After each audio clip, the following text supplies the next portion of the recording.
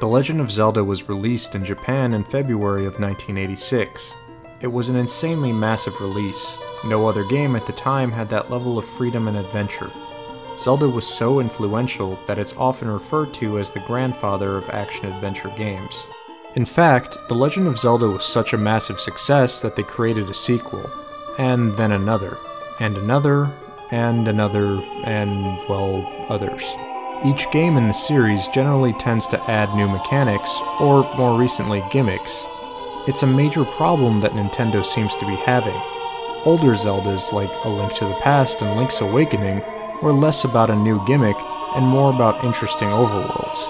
Skyward Sword, Twilight Princess, Phantom Hourglass, and Spirit Tracks all focus on different gimmicks to attempt to differentiate themselves from previous games. But it's much better to focus on what the older games did right instead of what the newer games did wrong.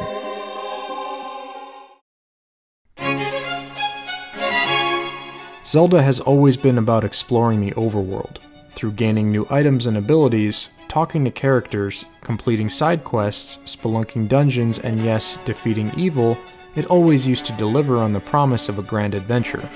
The overworlds were huge and delivered many surprises. And that was the focus of each new game, the detailed, well-made overworlds. They were similar in concept for a long time. From the original game, The Legend of Zelda, to the Minish Cap, the overworlds were almost entirely grid-based, allowing a good sense of progression for the player. Even when the 3D Zeldas started appearing, the overworld was kept largely similar in terms of progression. There were usually an equal number of branching paths and secrets to find. Newer games in the series seem to have all but forgotten about this wondrous sense of exploration, and instead focus on a specific idea that changes how you travel along the overworld. For example, Wind Waker was the first game in the series to radically alter how traveling worked. Instead of going everywhere on foot or even on horse, you're forced to move around on a boat. While the Wind Waker implementation of this travel was actually relatively well done, it still made the exploration aspect of the series feel more mechanical than before.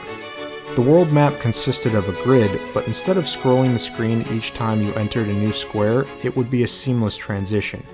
Each square on the map consisted of one point of interest. Thus, once you discovered whatever that square had, you were essentially done with that part of the map, other than the randomized events that occurred on the ocean. Phantom Hourglass, the dual-screen implementation of Wind Waker, dumbed down the traveling and exploration even more. Instead of having full control of your boat, you drew a line across the screen to dictate where you traveled. It was the first time Zelda had become a rail shooter. There was very little challenge, and instead of the joy of exploring new areas, you were left with the tedious task of watching your boat move on its own. Post-Wind Waker games in the series all seem to rely on some sort of new gimmick. Spirit Tracks involves riding a train, Twilight Princess is about turning into a wolf, and Skyward Sword obviously consisted of flying. When the focus of development involves fine-tuning these various gimmicks while not radically changing the formula around, something like the game's overworld begins to suffer.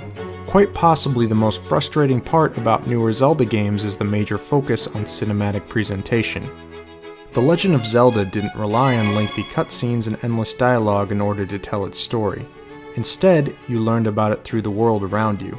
Much of the newer game's stories and atmosphere relies on the game practically reading you a book. Despite each Zelda game controlling very similarly, you're still getting told through a dialogue box what button swings your sword. Egoraptor created an extremely informative video about the game design of Mega Man X.